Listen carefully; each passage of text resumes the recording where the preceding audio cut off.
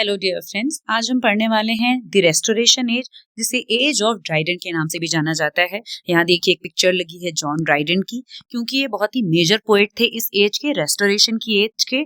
इस वजह से इन्हें एज ऑफ ड्राइडन के नाम से भी जाना जाता है इस पीरियड को। इस वीडियो में मैं आपको हिंदी और इंग्लिश दोनों में आपको एक्सप्लेन करूंगी और इसमें बहुत ही इंपॉर्टेंट फैक्ट्स हैं, सोशली पॉलिटिकली इंग्लैंड में क्या चल रहा था और साथ ही लिटरेरी कैरेक्टरिस्टिक्स इस एज की क्या थी वो हम इसमें पढ़ेंगे। तो चलिए स्टार्ट करते हैं। सबसे पहले देखते हैं before and after restoration age. Restoration के पहले जो एज चल रही थी वो थी कॉमनवेल्थ पीरियड, और उसके बाद जो एज आती है वो आती है age of Pope, age of Johnson and romantic as.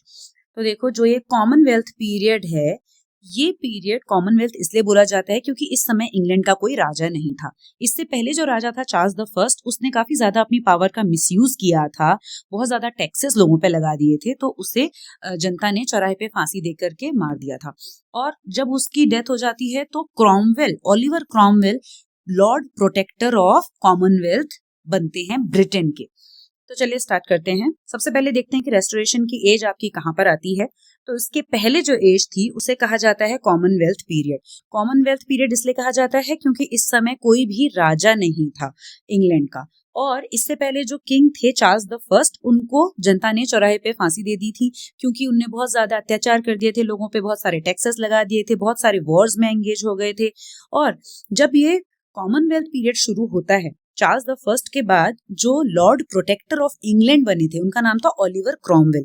वो राजा नहीं थे, उन्हें क्या नाम दिया गया? Lord Protector. ठीक है, याद रखना, लॉर्ड प्रोटेक्टर। कॉमनवेल्थ पीरियड को प्यूरिटन एज के नाम से भी जाना जाता है, और इस एज में लोगों के जो रोजमर्रा की लाइफ में एंटरटेनमेंट के सोर्सेज होते हैं उन सबको बंद कर दिया था। और प्योरिटन का मतलब ही होता है to make your life very pure religiously. तो प्योरिटन एज में लोगों की लाइफ बहुत ज्यादा प्योर बनाने के चक्कर में उनकी लाइफ बहुत ज्यादा बोरिंग हो गई थी, and they started craving for king again. उन्हें दोबारा से लगने लगा कि हमें मोनार्की ही सूट करती है, यानी कि हमें एक राजा चाहिए, लॉर्ड प्रोटेक्टर नहीं चाहिए। तो ओलिवर क्रॉमवेल के बाद उनका बेटा रिचर्ड क्रॉमवेल राजा बनता है, और कुछ समय के बाद ब्रिटेन वाले वापस से अपने किंग को ले आते हैं। चार्ल्स द फर्स्ट तो मर गया था, पर उसका जो बेटा था चार्ल्स द सेकंड, वो उस समय फ्रांस भाग गया था, तो वो उसे वहां से वापस लेकर के आए और दोबारा से रेस्टोर कर दी मोनार्की, यानी कि दोबारा से अपना एक राजा बना लिया। लेकिन इस समय राजा की जो पावर थी वो बहुत ज्यादा कम कर दी गई। ठीक है, तो ये मोनार्की रेस्टोर की गई 1660 में, चार्ल्स द सेकंड राजा बन जाता है, एंड उसके बाद आती है आपकी age of Pope and age of Johnson. ठीक है, तो ये रेस्टोरेशन, एज ऑफ पोप और एज ऑफ जॉनसन, इन तीनों को मिला के बोला जाता है नियो क्लासिकल एज। जब आप मेरा ऑगस्टन एज का वीडियो देखेंगे, नियो क्लासिकल एज का वीडियो देखेंगे, तो आपको उसमें समझ में आ जाएगा क्लियर डिमार्केशन।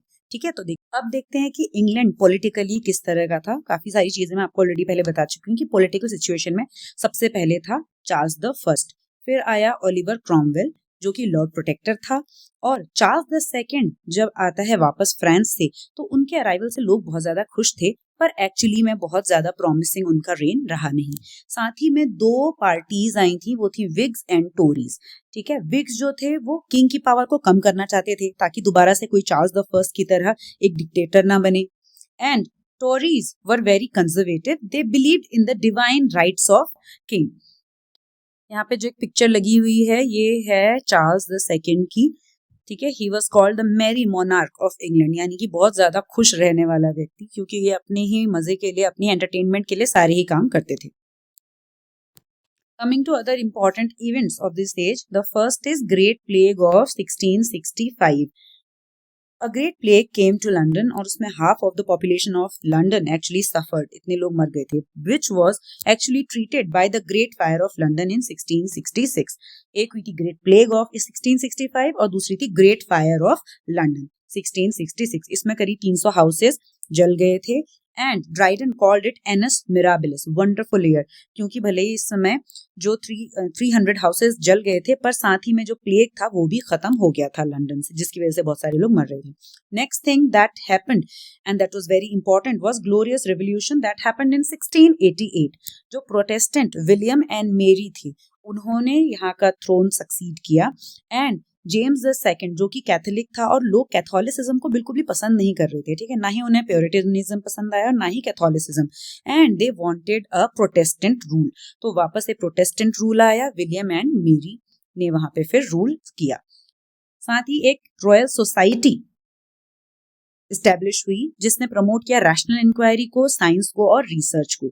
और इसका इफेक्ट हमें आगे आने वाली इस एज में मिलता है, रेस्टोरेशन में, एज ऑफ पोप और एज ऑफ जॉनसन में, जो तीनों को हम नियो क्लासिकल एज कहते हैं। यही रैशनल इंक्वायरी और साइंस और रिसर्च और रूल्स रेगुलेशन को फॉलो करना, ये पूरी इस स्पिरिट थी इस एज की। प्योरिटन आइडियल्स को टोटली रिजेक्ट कर दिया गया, जिसमें थिएटर भी बैन थे, फैशन सभी कुछ बंद था, क्योंकि प्योरिटनिज्म में आधे से ज्यादा रूल थे कि बहुत ज्यादा अच्छे कपड़े मत पहनो, बहुत बोरिंग कपड़े पहनो, संडेज को चर्च जाओ, बहुत सारे रूल्स थे रिलीजियसली, और लोग बहुत ज्यादा परेशान आ गए थे उससे। एंड फ्रेंच फैशन, कस्टम, ये सब आ गया था बहुत ज्यादा, क्योंकि चार्ल्स द सेकंड फ्रांस में बहुत टाइम तक रहा था, तो अपने साथ वो फ्रेंच फैशन लेके आया, फ्रेंच एक्ट्रेसेस लेके आया, और स्टेज पे जो औरतें थी वो भी आने लग गई। और क्लब एंड कॉफी हाउसेज, ये कल्चर भी आपका फ्रेंच से ही आता है। फिर पीरियोडिकल्स, मैगजीन्स, ये भी इसी एज में आपके शुरू होते हैं। तो लिटरेचर में क्या क्या इस समय हुआ था? सबसे पहले थिएटर्स वर रीओपन, दोबारा से थिएटर्स को खोला गया। 1642 में बंद हो गए थे और 1660 में दोबारा से इन्हें खोला गया। प्योरिटन्स मानते थे कि जो थिएटर्स हैं बहुत ही इमोरल होते हैं, तो लोगों को अनैतिक बनाते हैं, ठीक है, और वो बहुत ज्यादा हाई मोरल टोन भी एक तरह से जनरल लाइफ में एक्सपेक्ट करते थे। पर चार्ल्स द सेकंड जब आया तो कोर्ट बहुत ही ज्यादा लाइसेंशियस और इमोरल बन गया। एकदम से लोगों को बहुत ज्यादा रूल्स में बांधा गया प्यूरिटनिज्म के अंदर, और जब उन्हें फ्रीडम मिली तो बहुत ज्यादा लोग इमोरल हो गए। इवन द किंग, 2 थिएटर खोले गए, King's Theatre and Duke's Theatre. Picture frames, stage scenery, artificial lighting, जो स्टेज प्रॉप्स हैं वो भी इसी टाइम पे इंट्रोड्यूस किए गए, और स्टेज को बहुत ज्यादा सुंदर, बहुत ज्यादा अच्छा बनाया जाने लगा।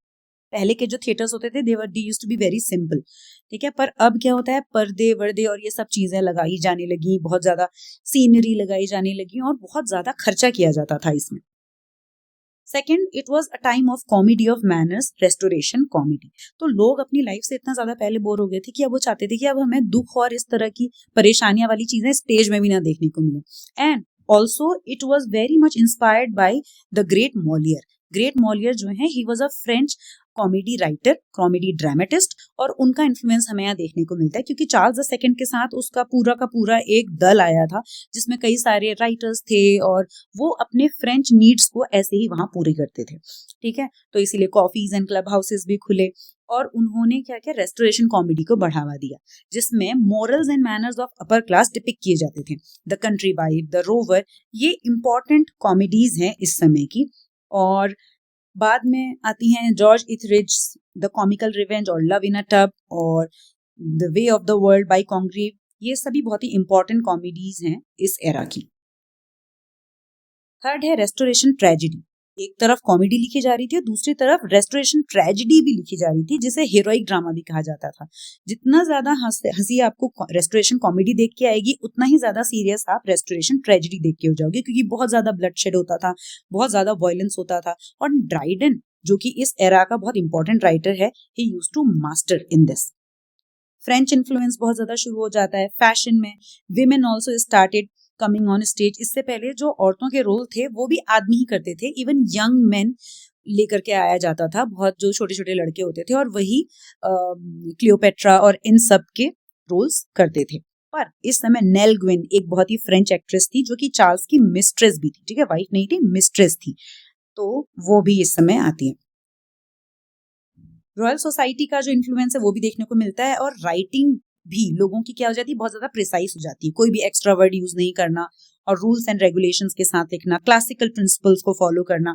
इसीलिए हम एज ऑफ ड्राइडन को नियो क्लासिकल एज के अंदर मानते हैं, क्योंकि क्लासिकल रूल्स का और रैशनलिज्म, ये सब हमें बहुत ज्यादा देखने को मिलता है। नेक्स्ट है use of heroic couplet. Heroic couplet एक थोड़ा टफ फॉर्म होती है, और इसी को इस समय यूज किया गया। Dryden was its master. Chaucer ने सबसे पहले इसे यूज किया था। कौन है Chaucer? Geoffrey Chaucer is the father of English literature and language.